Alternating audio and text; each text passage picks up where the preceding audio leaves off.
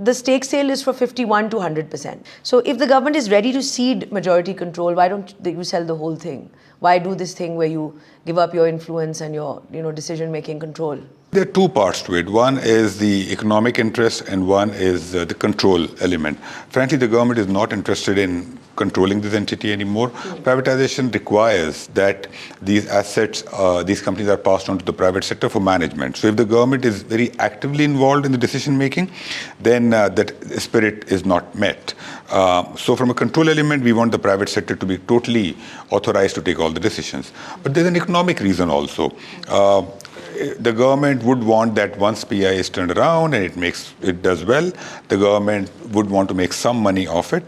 In the past also, the privatizations that we have done, especially in the banks, we privatized 51% and then after a while, the government sold remaining stake. So government would like to keep 20 to 25, that's our wish list, but again, that depends on our final negotiations with the investors, what are the preferences. From the investors' perspective also, there are some bidders who want government to keep some stake because there are benefits to it. And there are some who don't want the government to keep a stake. So I think those are the bridges that we will cross as we come close to the bidding.